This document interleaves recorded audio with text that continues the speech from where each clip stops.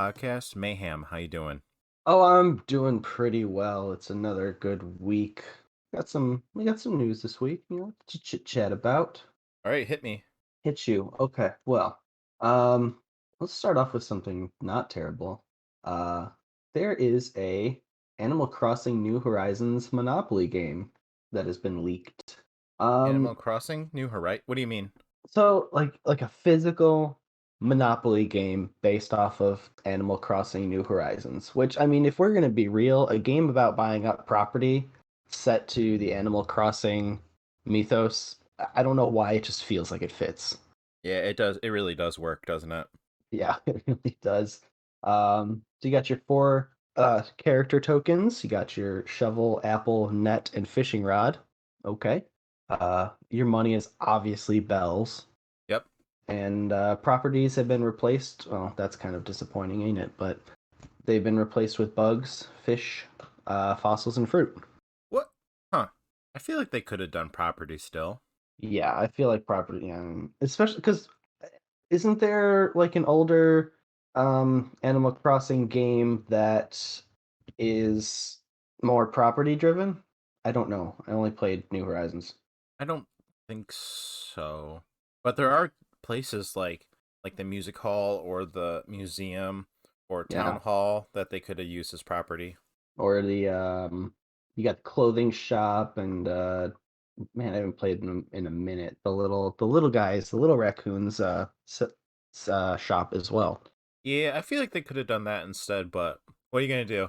I mean, it's probably aimed more at children, which, let's be real, I don't think that they're going to buy it. I think it's going to be older individuals. Eh, I'd play it once. You know how Monopoly is. If you want to get, excuse me, if you want to get rid of your friends, Monopoly is a great way to do so. Yeah, I wonder if it's worse than Mario Kart or Mario Party. Ooh, that's a good question. Wait, is Metroid Prime Dread out? If it is, I'm gonna be disappointed I didn't pick it up. Um, we got next. Yep. As if we were even surprised by this, another PlayStation 5 restock has gone sideways. Ugh, I I don't know. I feel like at this point it just doesn't phase me anymore. Yeah, I mean, this one from comicbook.com is notated as happening at Target.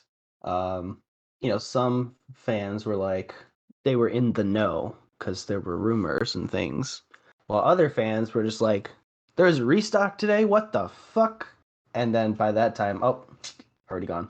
So I don't know when we're gonna figure this out. I think we need to soon. If companies would just listen to our podcast, they would know there's easier ways to go about this. If only. If only. So to take it back on something that's a little bit lighter, according to Kotaku.com, new Pokemon theme park has that celebrates nature opening in Japan. Kind of a weird title, but essentially it's saying that there is a theme park that is behind Tokyo's largest amusement park, Hmm. Tokyo Disney, and it is located in Ingi City, and it's essentially just like a forest that has been untouched for the past 20 years or so. It's a perfect place to connect or reconnect even with nature.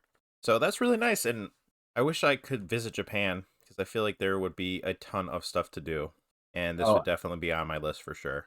oh, absolutely. And I heard about this. I was going to bring this up today as well. Um, nextshark.com delves into it a little bit more. I guess it's called Pokemon Wander, and uh, you will. There's over 50 Pokemon figures. I'm going to assume that they're of Pokemon sizes, not like 2 inches or 6 feet tall. Scattered throughout the this Poke habitat, if you will, and you are given 90 minutes to locate all the figures in Wonderfield, Ancient Stone Wall, and Whispering Bamboo Grove. I mean, how much better does it get than that, honestly? Yeah, especially like people love realistic interpretations of their favorite game series. I would love to go to Japan and experience this. It'd be fantastic.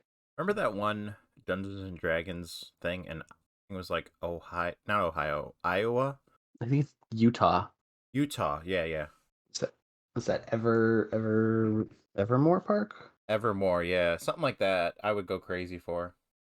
I still want to go, Tico. We need to go. We were gonna go, but then Something the happened in the world. yeah, the all you can eat pass went out and people were I can't think of anything. It was COVID. People were upset that the all you can eat pass was discontinued. Yeah, the all you can eat pass was discontinued, if you know what I mean. Oh way. Oh man. So I have another article from Kotaku.com, and it Alrighty. is about Doom Eternal, which is one of my favorite first person shooters. Sure, And it was sure. saying that Doom Eternal is getting a horde mode. So it was supposed to get a different type of mode beforehand, but they changed it to horde mode now. So if Okay. you haven't played horde mode, it's essentially just a wave after wave of enemies.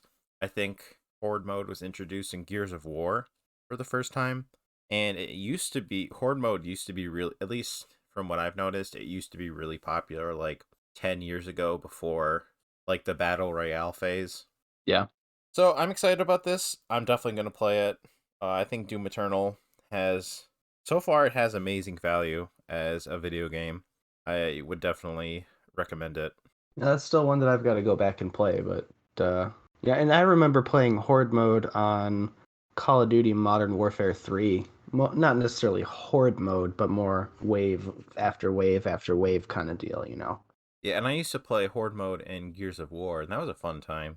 But if Doom Eternal's going to do it, and I'm super happy about it. I don't know about you, but I am definitely done with Battle Royale for a while. Yeah, me too. And it's shooters not necessarily my first choice when it comes to games, but I've definitely found myself playing them for a while. So I think it's good that they're switching up the formula on what is more popular these days. I think that's why I like Doom Eternal so much because it is a first person shooter, but it's not like a Call of Duty type of first person shooter. You actually have to think when you're doing it.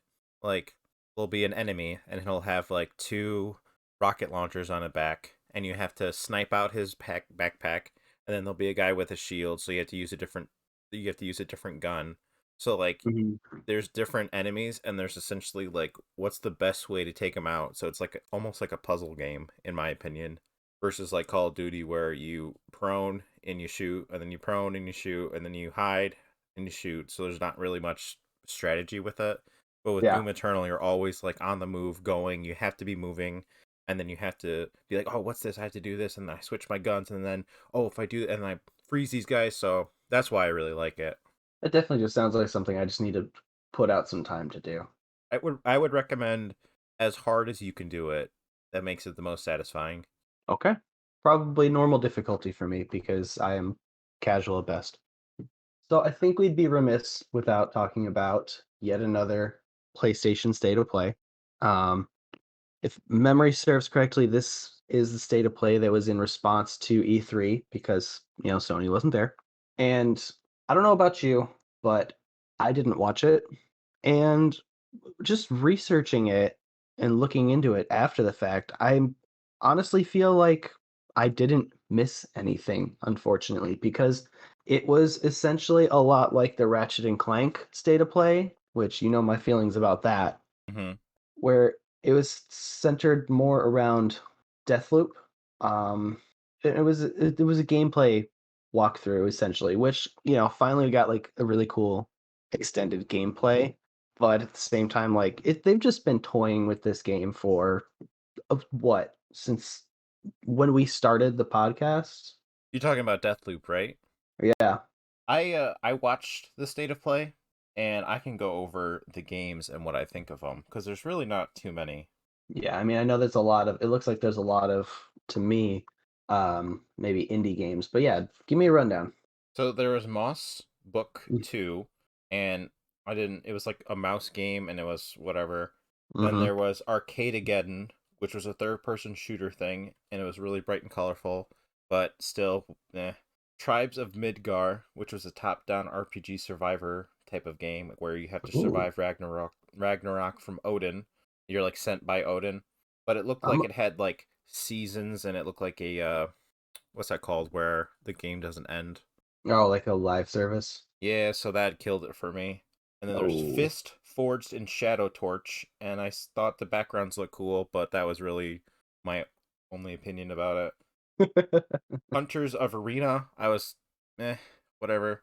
Then it got to SIFU, which is a third-person fighting game, and it was going to be available in early 2022, and that looked pretty good. I probably would buy that one. Yeah. Okay. Then there was one called Jet, where you explore planets and you can explore them on your ship and on your feet. And it's not focused on combat; it's focused more on like exploration and all that. And they called it a laid-back game, so it looks pretty cool. It was gonna be released this year. I would definitely buy that. Yeah, I'm about that too. 100%. It sort of seemed like a No Man's Sky, but like a little different, maybe like a little better. Okay. All right. Well, I mean, hopefully we know how the promises of No Man's Sky went. Then there was Demon Slayer, the Kami Chronicles. It was made by Sega, and it was a very anime looking game with third person sword combat, and the voice acting was really funny. It was like, I don't know how to describe it. It was like, hey, get over here, guy. And I'm like, okay, this is just Oh really no. silly. It was like too silly for me to even think of it. Oh Um, no. there was Lost Judgment. The graphics look good, and it looked like a Yakuza game. I don't know if you've ever played those before. So if you're No. really into Yakuza games, I would probably buy that. Okay. And then I think the biggest one on here was definitely the Death Stranding director's cut. And I was like, isn't it already a director's cut? I don't know what. Like, Kojima was working on it the entire time, and I feel like he had total control over it. So what is the cut then, you know? At least from what I'm seeing here, it's extra story missions, combat mechanics, and a racing mode. Right, right. There's the combat, mounted machine guns, firing range, delivery support, racing, and more story missions, but still, no, I'm probably not going to buy this. It's probably not good enough for. It probably hasn't changed too much where it. You know what I mean? Yeah, yeah, And then the longest one was Deathloop, and I mean, I'm going to buy it, and I think I'm going to love it. So yeah. I really just kind of skipped that one because I really don't want to see too much Deathloop because I want it to be more of a surprise. And that was Sure. basically their state of play. Overall, Just another disappointing state of play. it was pretty disappointing, I'm not gonna lie. Uh, The two games I talked about, Jet and SIFU, were not, I don't think they were good enough on their own. And something like Death Stranding's director's cut is not gonna sway me either way. sure, sure. Give me a quick second. Or give me a minute. I'll be right back. All right. Sorry about that. Oh, one second. No worries. I shoveled a mouthful full of cereal, and then you're like, "Hey, I'm back." I'm out. That's okay.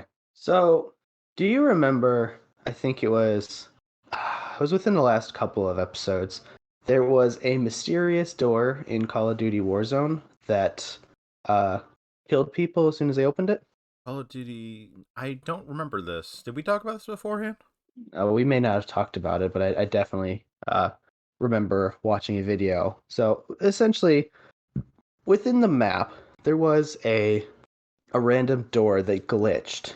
It was inbounds, and when you would try to open it, it would automatically down you, like immediately, No zero good. health. No No, good. very very bad day. Well, now it seems that according to essentiallysports.com, Warzone players have found a out of bounds section that doesn't kill players. Oh. Uh Yeah, oh. which in a battle royale type of setting, I think is a big no-no. Yeah, that definitely sounds like a bug. Yeah, can you imagine like you're just there and the gas comes and it passes you and you don't die? But is there any real point? And I guess you're just alive and someone has to find you, so the game is kind of screwed, huh? I think so. And from looking at where it's notated on this Reddit post, it looks like it's on the water, which if I remember correctly, it looks like it's on the south end of the map. So, I mean, unless the final circle is really close to that area, you think about it, you could almost possibly win if you could figure out a way to not get kicked out of the game. Yeah. How would you be on top of the water though? Because I don't. I thought you couldn't swim or anything. Let me see here. Players can't traverse, so it's impossible to travel between the section. The community tested the cove and they found out that, all right, it The community went out and tried it out and tried to get past this little cove, and they just figured they could. They not they figured they found out that they could move across it. So Interesting, interesting. It is so amazing sometimes how much energy gamers will put into stuff like this. oh seriously, like I mean, what was that a week or two ago? We talked about Legend of Zelda's Last Impossible Chest. Just the amount of work to get that. I could not I could not do this, to be honest. No, me either. So I have something from comicbook.com, and the title is GTA 6 will reportedly take place in modern version of Vice City. And any news about GTA 6 is kind of whatever, because they even note in this article that it won't be hitting store shelves until 2024 or 2025, which in video game times is an eternity. So, but I'm Yeah, super excited to see Vice City.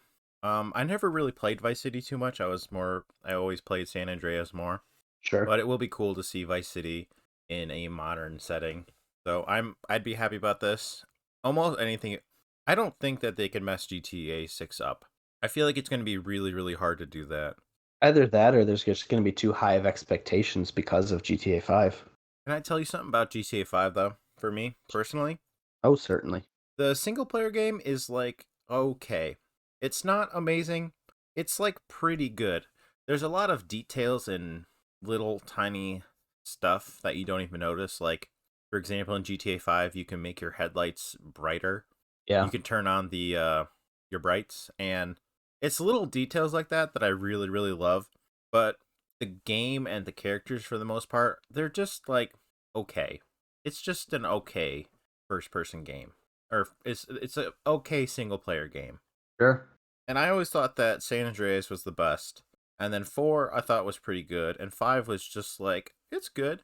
It's not like amazing or anything, but I feel like to reach the levels of GTA 5, they just kind of have to be okay. Oh, you know what? Maybe you're right on that. Maybe it's the online community that's will make it even better. Cuz I don't know about you, but I tried the online when it first came out. Hmm. It was all right. It was really hard to get into game lobbies. I would get into a game lobby and I would be there for like 20 minutes and I'm like, no one's showing up. This kind of sucks. And then I quit. And then I don't know what happened, but the online community, I swear, just like blew up after that. Yeah, it really did. I mean, I think that's really the point of GTA 5 is not necessarily the actual game, but the online game. So to me, I'm not like super in online games. I like single player more. But we shall see how GTA 6 does. I hope it does well, though. Fingers crossed. So I've got two articles here, loose one directly connected to World of Warcraft and the other more loosely connected. Um, so the first one is directly connected to World of Warcraft and it's from PCGamer.com and it notes that World of Warcraft's latest cinematic is a narrative disaster and players hate it.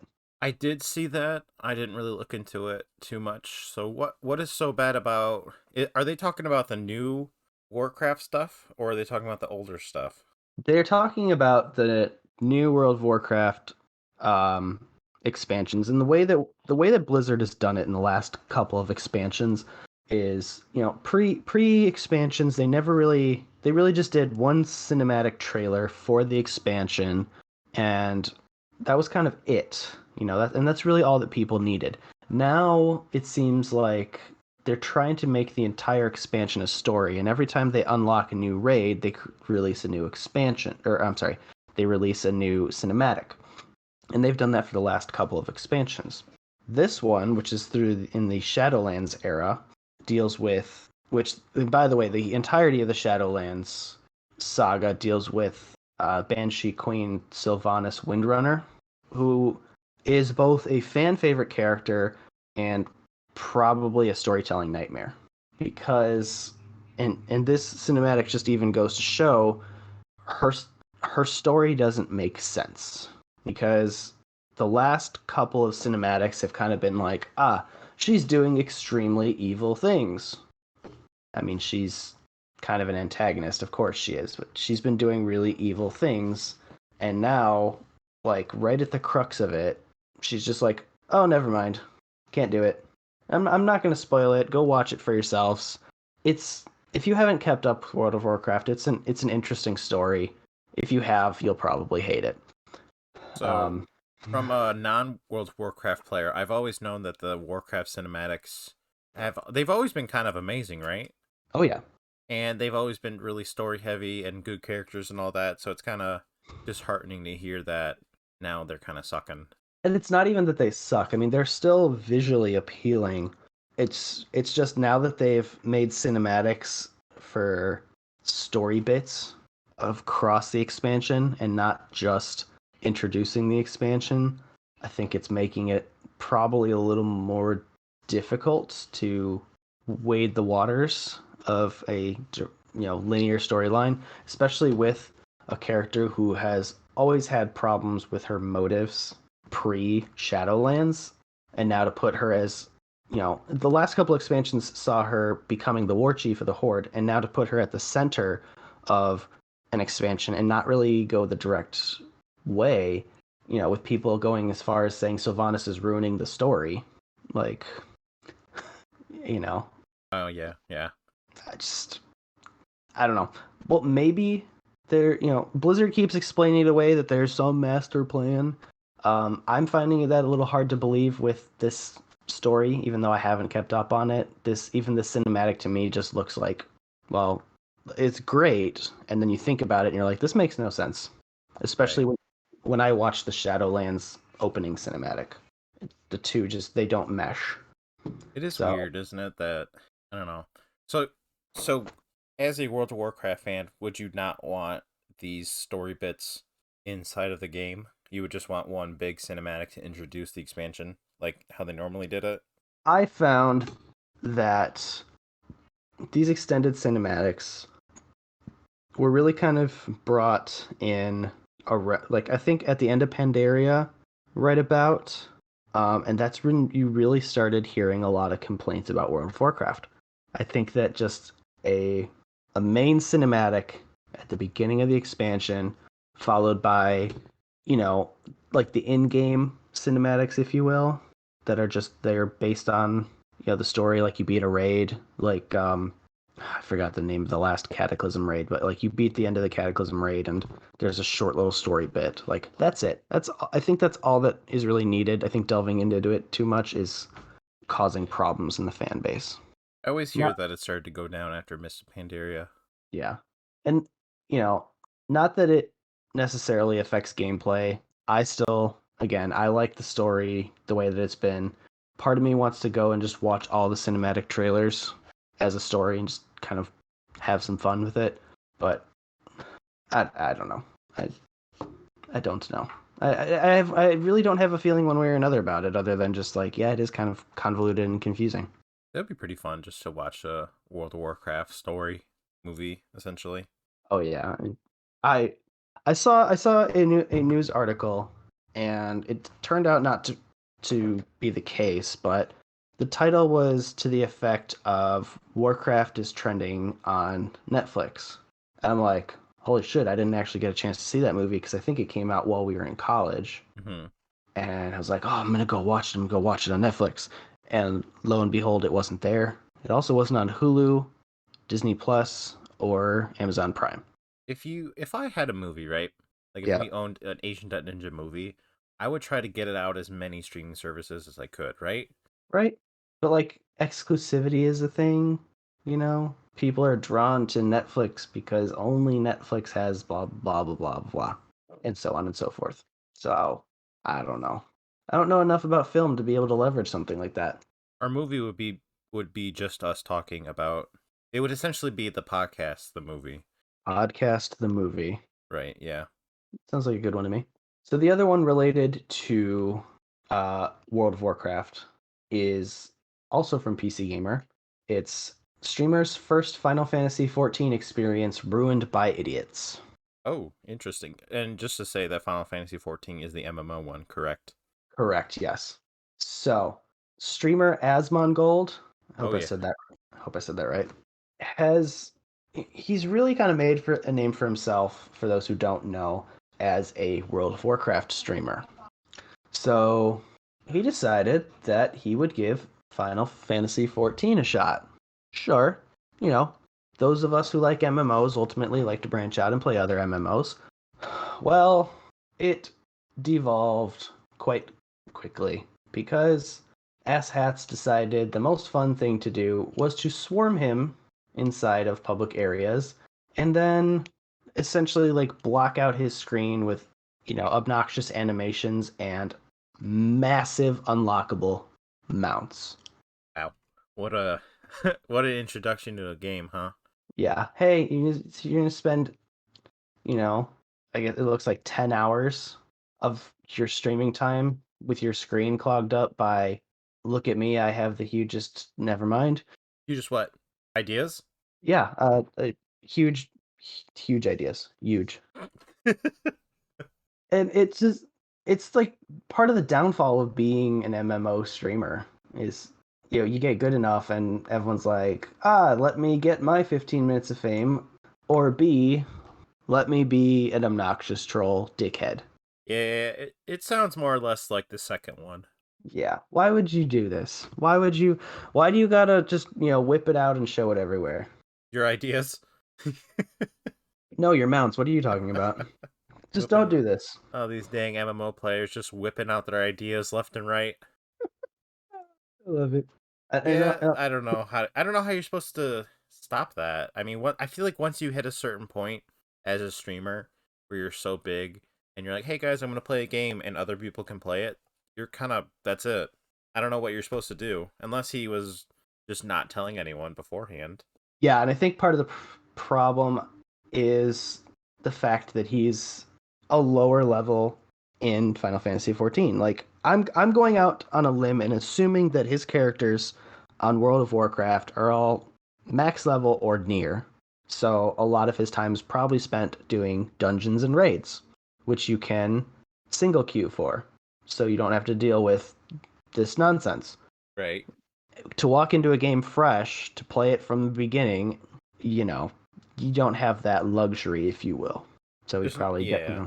got badgered by all these, trolls. I mean, that kind of makes sense, doesn't it? Where if you're at a higher level, people it's going to take there's probably not as many people who are going to bother you because they don't also or they are not high level as well. Yeah, I think that is indeed the case. So is he ever can he ever play any other MMO where he's not top tier? Like could he just go into any MMO and he's just going to get spammed from now on? Unfortunately, that kind of looks to be the case. At least if he's doing it while streaming. If he's off stream, he might get lucky. But What if he he's might have not, to do is to start a new MMO and just get to the top max level as fast as he can and then stream it, which I would be annoying. exceptionally so. Like you play even MMOs you play for some semblance of story. You know, to just grind through it so that you don't have to deal with rude people and trolls. Just I mean that defeats the purpose to me. Mm-hmm. Wouldn't be a very fun stream if he was just automatically the top tier best player either. Grind and grind and grind and grind it. No, like Killing those boars in the forest. yep. Which, and funny enough, I part of me wants to get back into playing World of Warcraft. I enjoyed, like I said, many a times. I've enjoyed the story. I think I'm going to get back into it. I also started playing Black Desert recently. Oh yeah, how's that? I've enjoyed the probably hour that I've played so far. That's It's good. it's different. It's weird playing an MMO with a controller, but Yeah, I don't hate the mechanics on Black Desert. that's good. Yep, and I was playing as the new Corsair class, the one that's kind of like pirate y lady kind of thing. It's a lot of fun. Cool, cool. That's good. Yeah. No one's bothered you or swarmed you. No, because I'm a nobody. That's good. At least if you're a nobody, you'll have fun. Yep, let's keep it that way, shall we? So out of the MMO world is we have the console world, and Yep. according to Kotaku.com, there is a new Switch model, and it looks like it's just a bigger, better screen. It's not even Mm, 4K, so they've been talking about that, wondering like why wouldn't it be 4K? And there's also a 64 gigabyte internal storage, yeah. and it will be launching the same day as Metroid Dread on October 8th. It'll cost $349. I'm not gonna buy this. I think I'm happy with my Switch. I don't really need a new one. And it essentially all it does is it's just a nicer screen. It's sort of like it seems like it's more or less a 3DS to a 3DS XL type of upgrade. So it is Mhm. jumping from a 6.2-inch to a 7-inch screen, and then it is an OLED screen rather than LCD. Um Whatever. To me, that's not gonna make or break my gameplay experience. I'm gonna be fine either way. Yeah, I think I'm right there with you on that one. I don't think that I'm missing out a lot on not getting the OLED Switch. I will say though that the white controllers that they are um showing with it are pretty cool in my opinion. Oh yeah, but then there's also a kickstand. The kickstand is a lot better and everything, but yeah, this is definitely not uh this is not something I would get. If I didn't have a Switch and this is like I was looking into buying one, I might, but if you own one, I don't think it's worth the upgrade, especially because it's not 4K. But let's be honest, do we really need a 4K Switch? And which sort of links into the next article because there's a few about this Nintendo Switch is from polygon.com saying the new Nintendo Switch isn't 4K to almost everyone's surprise, and it's just like, are people real? To me, when I was reading this, I was like, do people really want 4K Switch games? Is that what we really want? I don't know. To Is me, that what we need? like it, I don't know. Nintendo games are so good. Like Nintendo games have never been. They've never really been about the graphics. They've more or less been about the gameplay, which I Mhm. think is the most important part of any game. Like you can have the prettiest game in the world, but if it's not fun to play, then what's the point? So Breath of the Wild to me is going to be fun on a bad screen or a 4K screen. Yeah, that I can't argue. And to be quite honest, a 4K handheld screen, is that really necessary? Like, if you docked it and it, like, upgraded the graphics to 4K through the dock, I'm fine. That would be all that I would need if I was clamoring for 4K, but I'm not. I don't need to see every single hair in Mario's mustache. Well, I mean that we all agree that we do need that. Remember we had that meeting where we talked about the Mario mustache stuff? Oh, shit, am I in trouble now? Yeah, you're in trouble with corporate. They're gonna get you. Oh, shit. Well, I won't see y'all next week. But and then there's another article from Kotaku, Yep. which I guess this is just what Kotaku does. They just take one thing and they just make a bunch of articles about it. And Yep. it was the new OLED Switch wasn't what anyone was hoping for. And I'm still like, guys, guys, it's just a Switch. Why do we need a 4K tiny screen? I don't know. To me, this seems a little silly. Look, if I don't have 4K on all my portable devices and my phone, I'm a fucking riot. I, I mean, sure, if you sure if some people are like that, I don't get it. I really don't get it. It seems good enough for me. Some people are like that though, and it's concerning. I remember when TVs were going HD and a lot of people were buying HD TVs, Mhm. but it was to watch football. And in my mind, I'm like, what does it matter if it's HD or not? It's still like it doesn't really look any different. Yeah, it's funny to me too because especially with the 4K thing, like the technology to produce 4K is only catching up recently. You know, you can't um like when 4K first came out, you know, Netflix had like 10 things you could watch and they included I don't know, like nature documentaries, which I'm gonna say right now, you watch a nature documentary in 4K, like Blue Ocean or something, I mean, you will be sold. Yeah, if I was getting HD, I'd rather get it for a nature documentary than football, right? Yeah, I don't need to see every hair on the football player's legs. Again, we had that meeting. Oh my god, The meeting corporate, they're was gonna just get you. about it was just about Mario, okay? No, that's when you got coffee, and then we started talking about the football leg hair. Shit. Oh my Shit. god, every day with this. I'm in trouble. Trouble. Help. But yeah, 4K Switch. Even though it didn't, and even the OLED I think is hit or miss because saw photos comparing Brilliant Pearl. No, what is it? Brilliant Diamond and Shining Pearl, the new Pokemon Generation 4 updates. Mm-hmm. Um, yeah, Brilliant Diamond and Shining Pearl. I saw like side by side comparisons between the current one and the OLED. And to me, if my understanding of that post was correct, the OLED looked washed out color wise compared Ooh, to, good. at least for, you know, Brilliant Diamond and Shining Pearl. Not something that I would be spending extra money for. Yeah, I mean, especially if you already have a Switch, and who knows, maybe this is going to be going the same way as the PS5, in which it's just the PS5 is an idea and no one really has it, just a select few do. So it might be a shortage as well. Yeah, I don't think we have. Well, we might have a screen shortage. I mean, semiconductors and all that fun stuff. Who knows?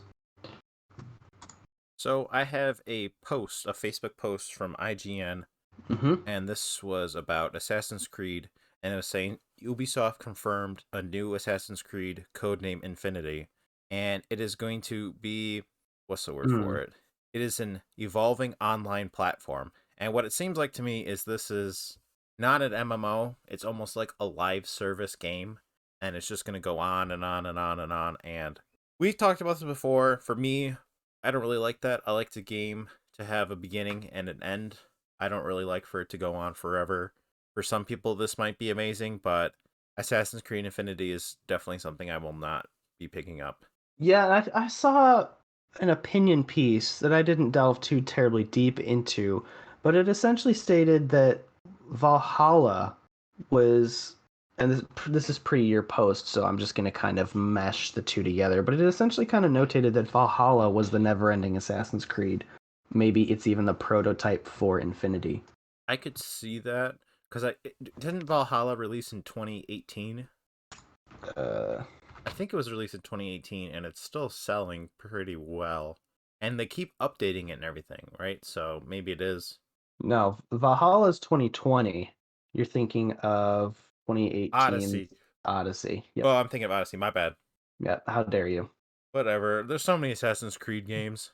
Yeah, and don't get me wrong, Valhalla's great. It's probably the most solid of the current Assassin's Creed storyline. Because I know Origins and Odyssey had the grind problem. Valhalla does not have it nearly as bad. And at least they had some pretty cool expansions, like I think like what was that one called? Um it's like the Wrath of the Druids or something. Hmm. Um, so it's had some pretty interesting. It is wow. It actually is called Wrath of the Druids. Oh, I'm good. Um, yeah, pretty cool. Pretty cool concepts. Definitely interesting was their second DLC, which was the Siege of Paris, which up until about this moment, I didn't realize that Vikings ever made it to France. Oh yeah, Vikings Uh, were everywhere. I didn't know that so either. I'm just trying to be cool there, just trying to TK. be cool, but I didn't know that. Yeah. So that's actually pretty cool. I think Valhalla is really kind of delving into a lot of the history in a return to basics kind of deal, but I firmly believe that Valhalla is probably the prototype for this Assassin's Creed Infinity. So with Valhalla, does it Hmm. have an ending right now, or is it still more or less a live services game? I think I haven't played it all the way through, but my fiance's brother has, and I believe it has a definitive start and end. It's not a live service game, but it has DLC. Um, and again, that comment that I read, take with a grain of salt. It was an opinion kind of piece. I mean, I am definitely okay with DLC because like Doom Eternal Me has a too. beginning and an end, and they also are coming out with DLC and everything. Yeah, They also do skins every once in a while, or they'll release a new skin. I think they had one for like 4th of July and everything. I'm okay with that because that doesn't really affect the gameplay too much. It's just when the game doesn't end that's where I have a problem with it. yeah, I agree. And you know, I might get a lot of flack for this because oh, World of Warcraft doesn't necessarily have an end, but it does. Each expansion has a concise story. World of Warcraft is essentially a Dungeons and Dragons kind of never-ending campaign. Like, let's just put that out there. I think what I'm talking about more or less is like if you ever played Fallout 4 and Yeah, no. Preston. You know who Preston is? He's the guy that does the thing.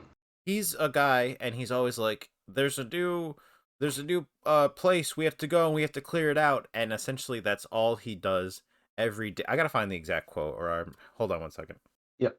So essentially, there's this guy named Preston who's in the Minutemen, and he'll go up to you and he goes, "Another settlement needs our help." So you walk into whatever the location is, you clear it full of raiders, you come back, he goes, "Hey, great job. Another settlement needs our help." And you do it again, and then eventually you're like, "Oh my god, this doesn't end." And it does not end. I don't like it when it doesn't end. I think you like you said, World of Warcraft has an ending. I just want it to end. That's all I want. I Yeah. don't want to kill raiders. There's like it's I don't want to do it over and over and over. I mean, Tico, that just sounds like daily quests to me. I don't want that. I don't like that. Not It's a a thing, fan. my dude. It's Because a the thing thing. is, in my opinion, when you work on, for example, with Fallout 4, the fun in Fallout to me is discovering new places in the story. And what you do when you come up with a never-ending quest like Preston is you get these locations and you essentially build them so they can be raiders can invade them and everything. So now Yeah. you have a bunch of locations that are essentially empty, waiting for you to do the same thing over and over to each of these different locations.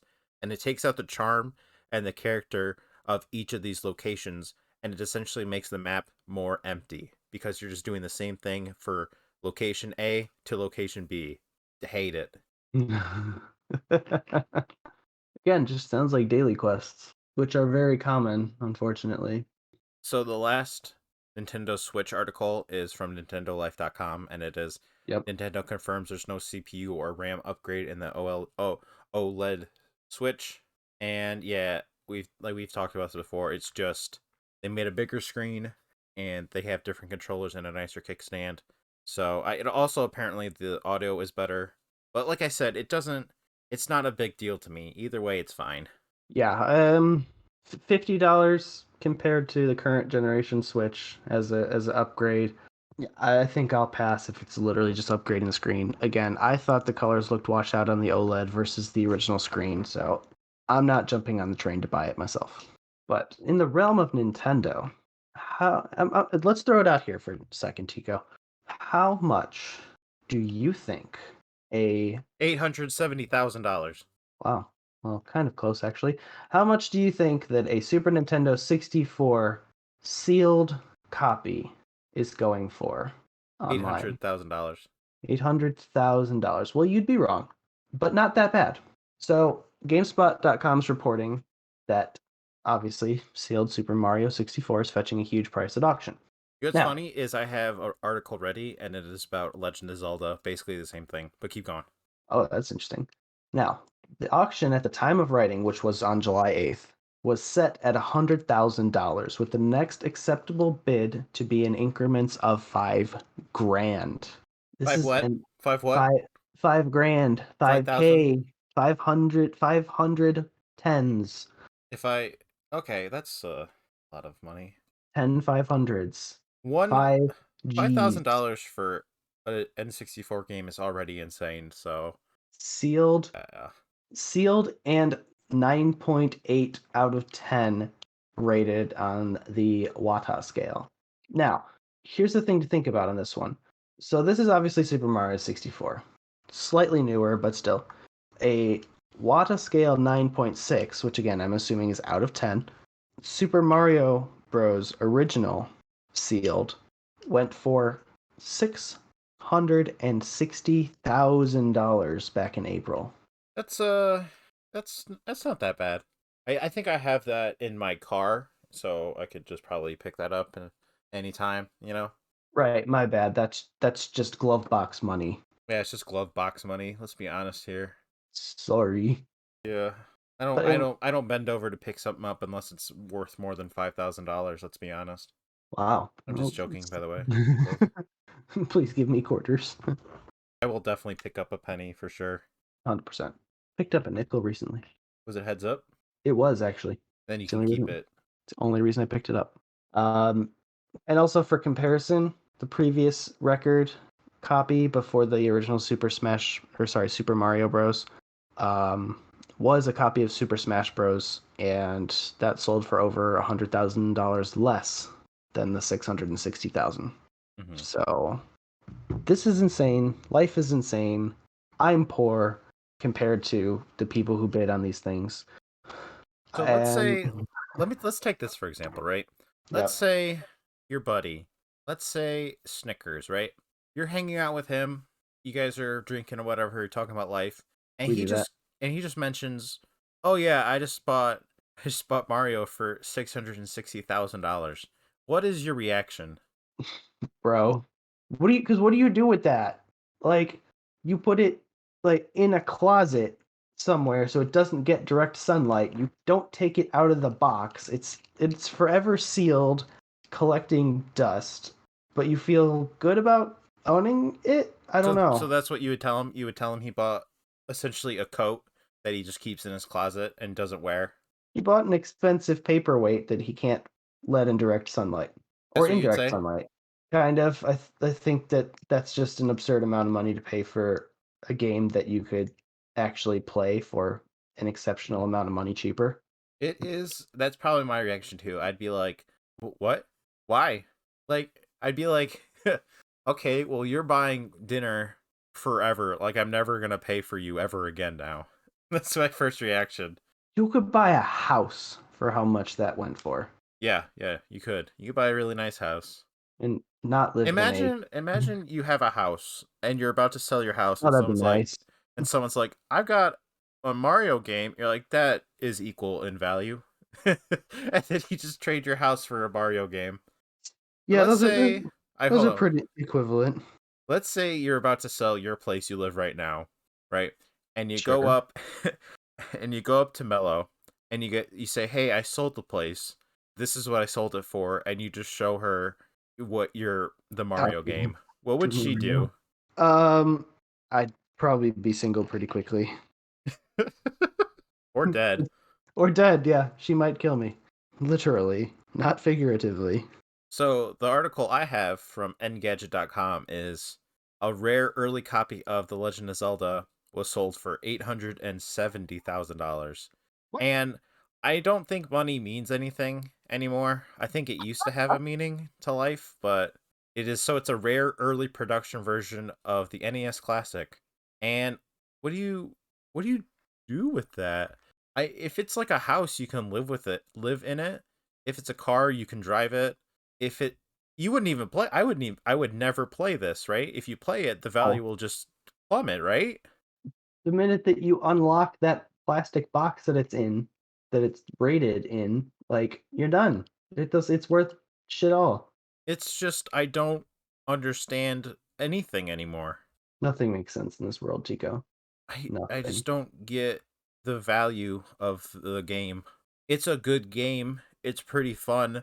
It's not worth like two houses and a car though, or maybe three houses if you're I don't know. It's not. I don't get it. Well, and I would understand if, if I had gobs of money, I have so much money, I don't know what to do with it. Let me spend $870,000 on a pre-production copy of Legend of Zelda. Like, if you're that kind of person, fine, but there's what, 0.5% of people in the world that could justifiably make that purchase and not feel it on their wallets?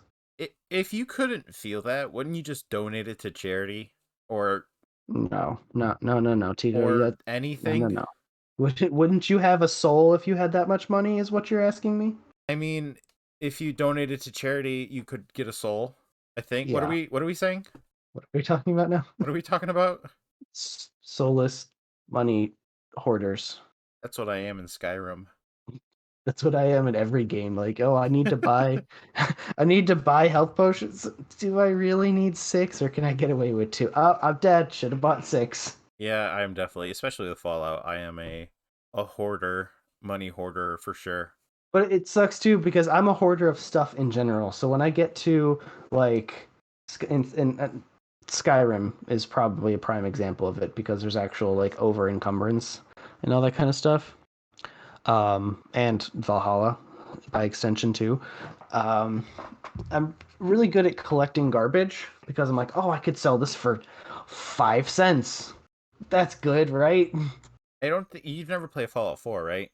No, not yet. No. It's actually interesting because you can take Fallout 4 and collect junk and then actually use that junk to make guns or like stuff for your base. So there's like actually a reason for it. But in turn it just gives you more incentive to carry around a bunch of stuff all the time. Okay, so don't play that because it's an incentive to just collect garbage. Yeah, then you might just start doing that in real life too. It Yeah, might just be like, why do you have 10 things of duct tape? And you're like, what if I need to make a gun? What if I need to add a mod to my gun? You didn't think of that, did you? you're right, Tico. Why do I only have 10? No, no, no. I need more than 10. I need at least 1,000 duct tapes. Time to go to the store, max out them credit cards for duct tape. Essentially, what we're saying is if you are in the market for buying something overpriced like that, just, think about charity, Just for at least a second, just think about it. 1 second. That's all I ask for. Yeah, yeah, I agree. Just think about it. On the opposite side of the aisle from charity is cheat programs. Cheap programs? Cheat programs. Sorry. So this article is from itechpost.com, and it states that a new generation aimbot that uses AI has been revealed. It's a new cheat program is active, and it's nearly impossible to detect Interesting. because we have to be the best at things more so than we need to actually be good at these things. So, a post on Twitter from Anti Cheat Police Department, great Twitter handle, by the way, What? right? They posted a 2-minute video. Advertising is the word that this article uses. Advertising this new cheating software.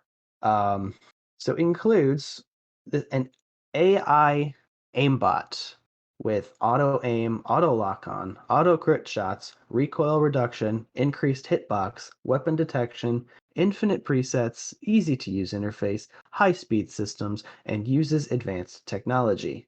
I the amount of times we've talked about cheat programs in the past on this podcast just seems dwarfed by the fact that some asshole out there went through the process of learning machine learning to then apply it to cheating software in a video game and make it nearly undetectable.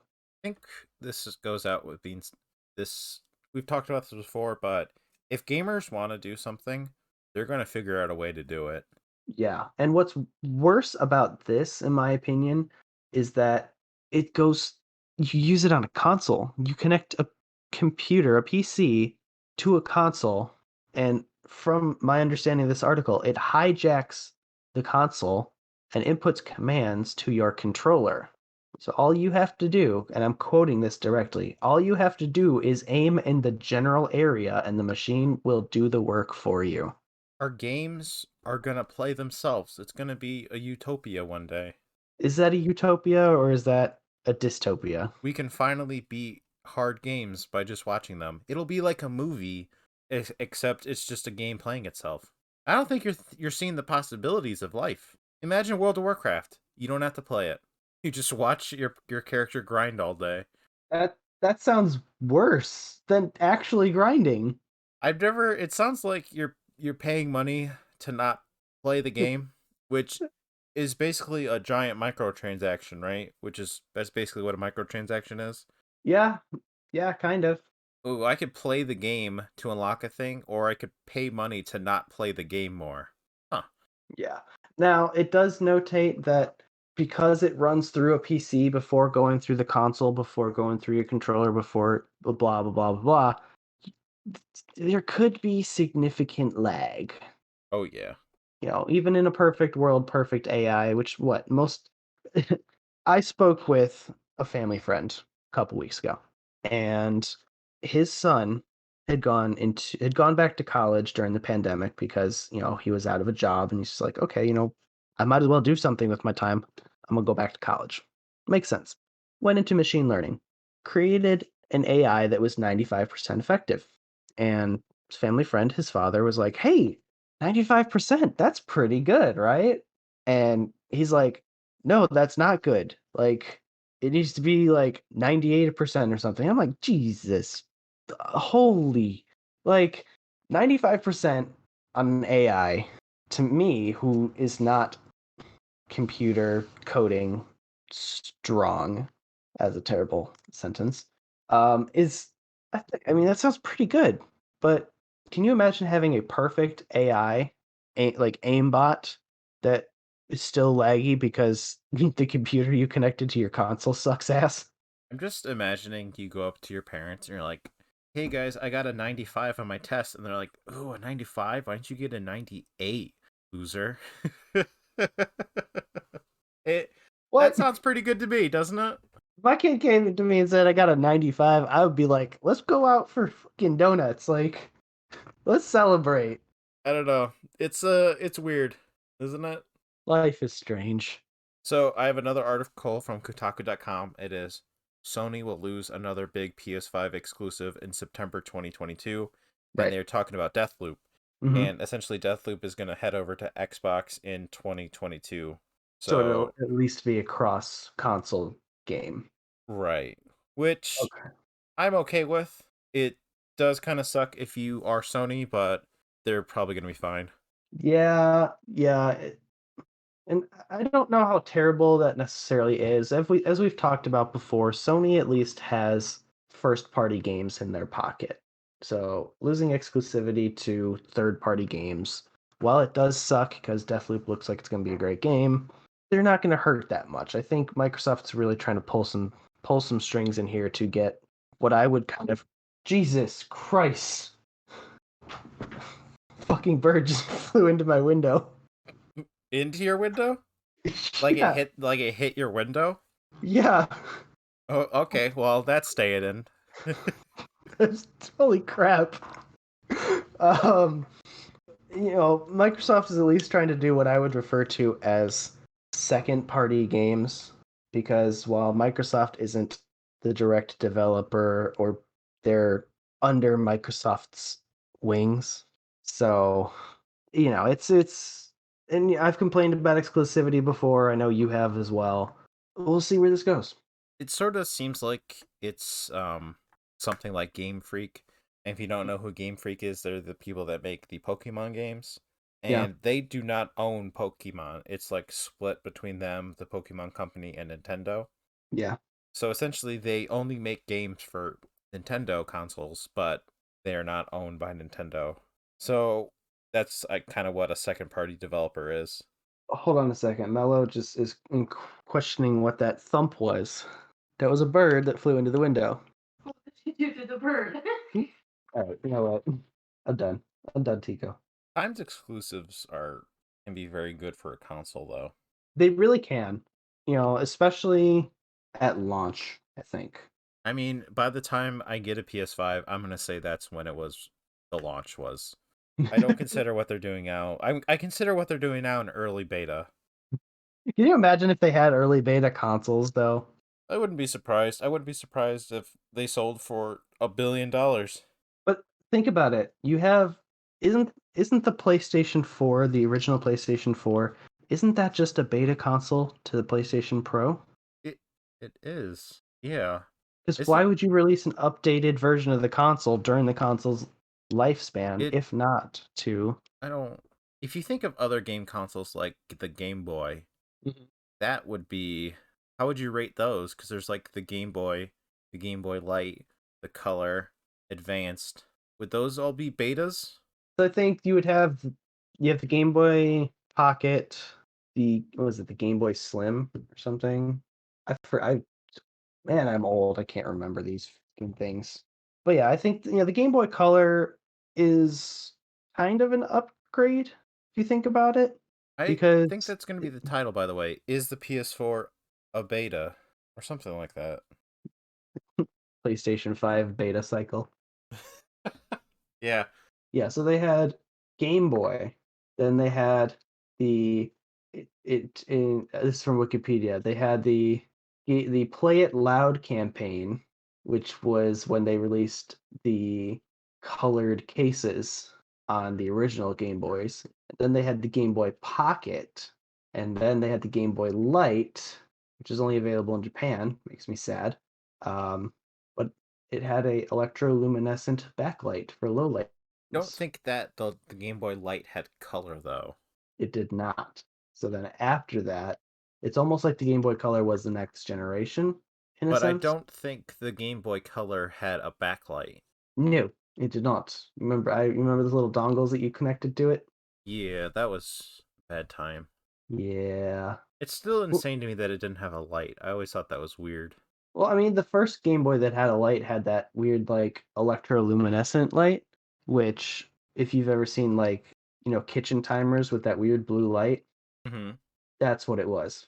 And can we just state for a quick second that the original Game Boy Advance didn't have a backlight? Yeah, I remember those car trips where I had that stupid little light thing. Did you have the one that you plugged in and it had like the spiral cord before essentially hitting the light, which looked like a lamppost kind of deal? I did not. I had one that was like it could go you could make it go down so it would be like a cover for the screen and then you Mm, could pick it up and then it would be a light. They had so yeah, many different accessories for that. the accessories for that were insane. It was honestly kind of funny. I feel like I should dig out my old. I need to go on a retro gaming binge and just play a bunch of old like handheld games. We got to go to some stores and buy retro games. Oh yeah. And by the way, just a quick I'm just skimming through the Wikipedia for Game Boy Advanced here, and one of the unofficial accessories for the Game Boy Advanced was the Gluco Boy. This is a blood glucose monitor with built-in games released in Australia for children with diabetes. Did did it work? I'm gonna assume by the fact that it's even in the Wikipedia that it did work. Well, I mean that's kind of cool. They had Nintendo has a lot of accessories for almost every game console. And the NES had a bunch of accessories. The NES I think had a piano. What? I think it had a full-fledged NES piano. What? You'd have to look that one up though. So Let's see, what do we have here? Obviously, the game controllers. We got the NES Zapper, the light gun. Uh, the Japanese Famicom had basic support with the Family Basic keyboard. Uh, Not that I'm seeing here on the wiki, but it also doesn't bring out the Virtual Boy, which I think was that NES or was that a standalone? Ah, yes, the Power Glove. Let's not forget about that. all right, I just sent you the piano. Oh my god, it exists.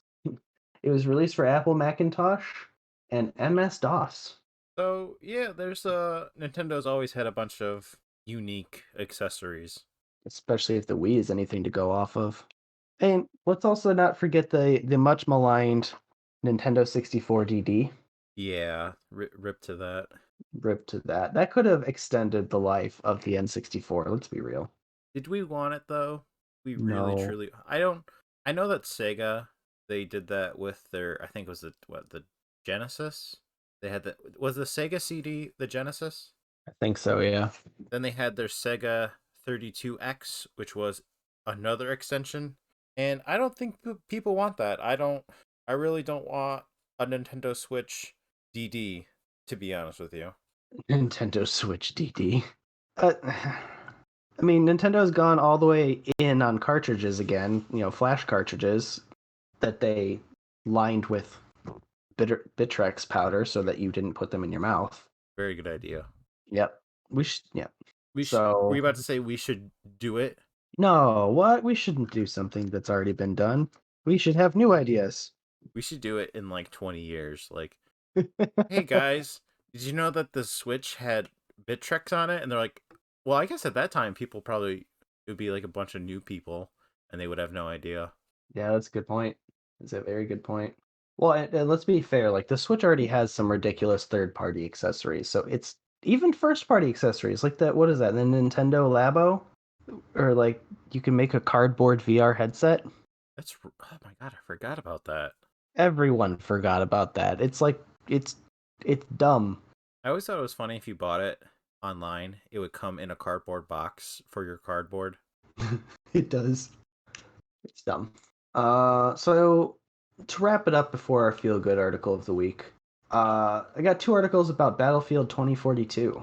The first one is from tweaktown.com, and DICE, the company behind Battlefield 2042, wants to do some crazy cloud stuff to make the game better, I guess.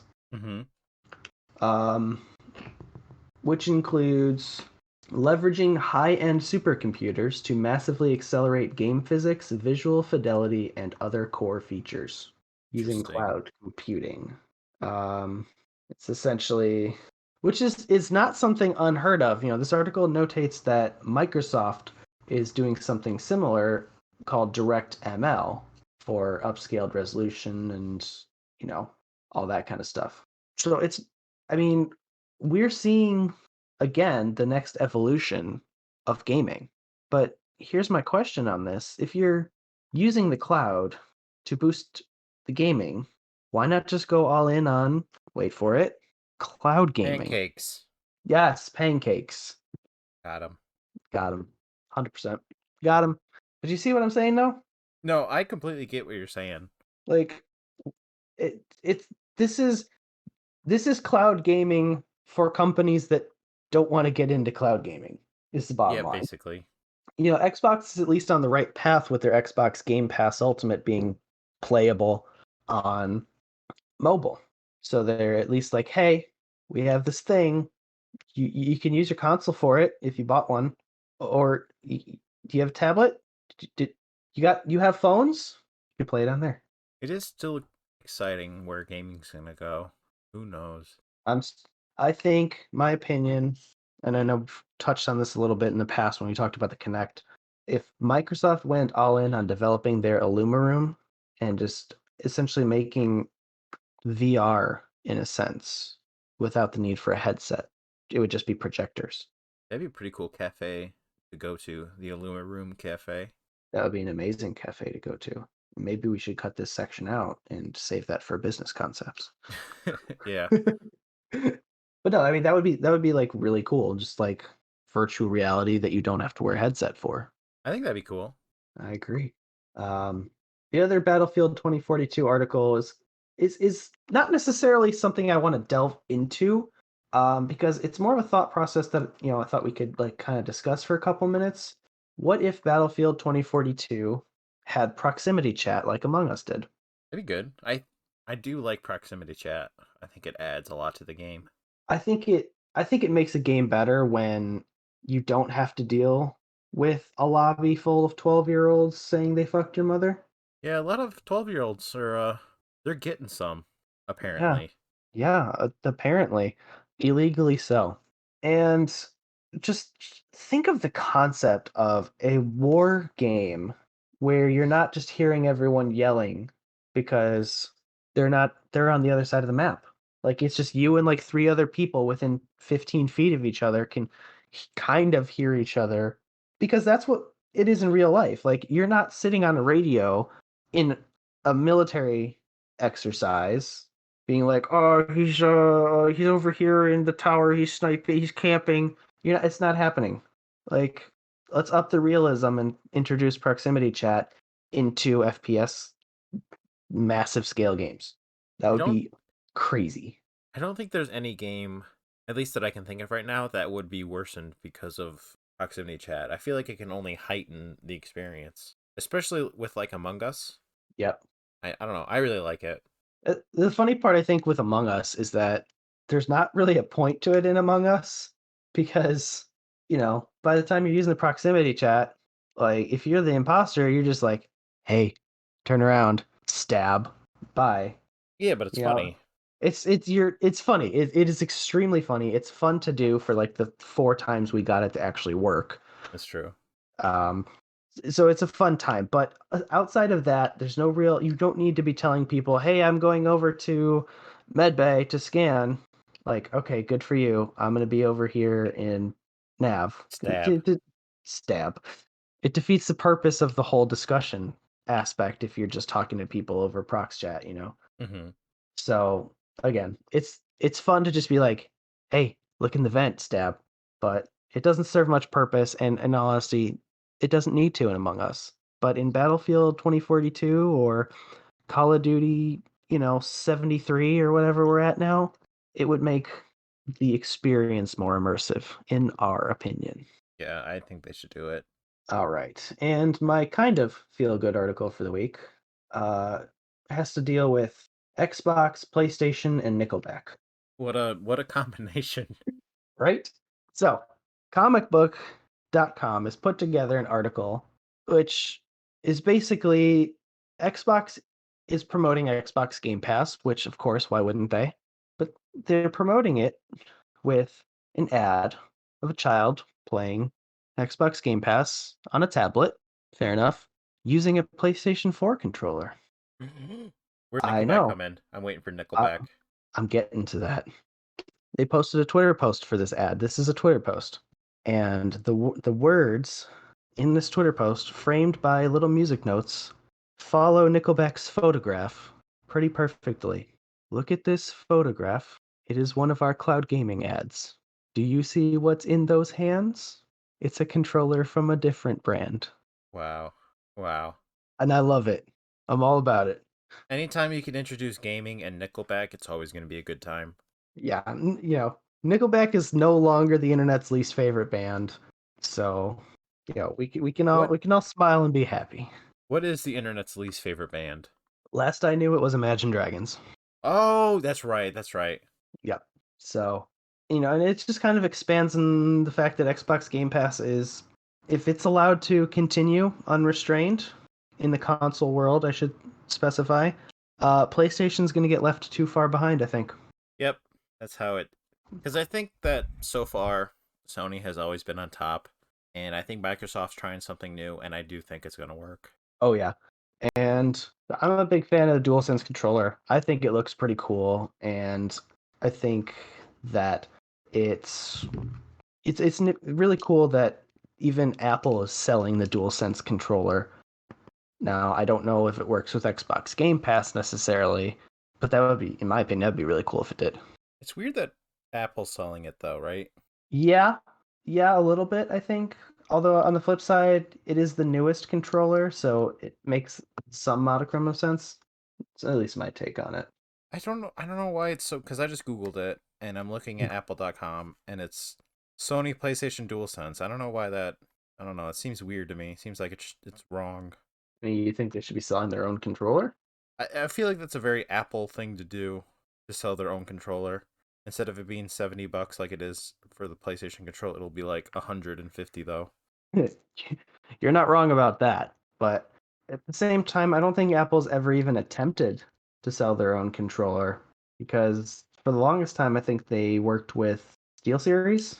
I know I had the SteelSeries Nimbus, which was great for a time until I discovered games that required you to use L3 and R3, and it didn't have that functionality.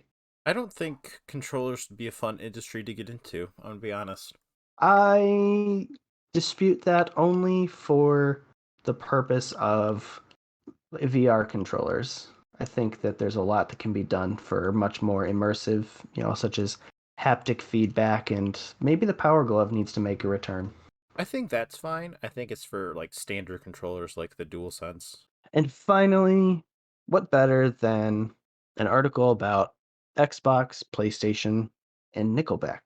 Who's Nickelback? Who's Nickelback? The internet's previously most hated band?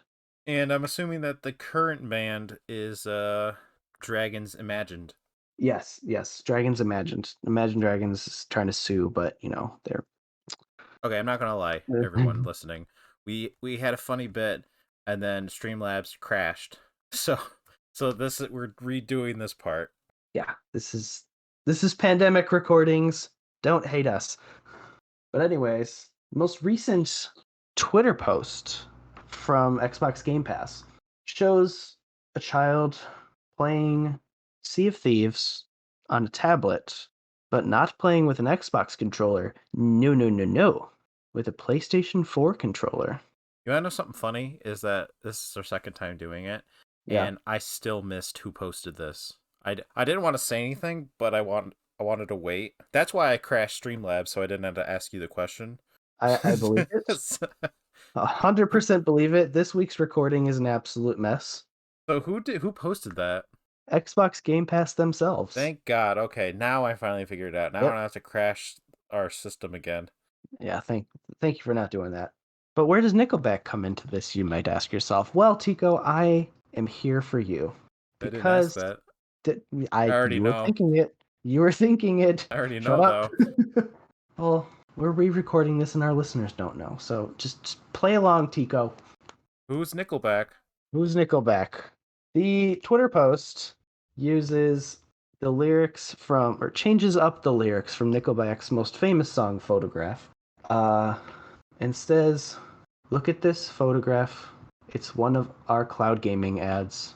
Do you see what's in those hands? It's a controller from a different brand.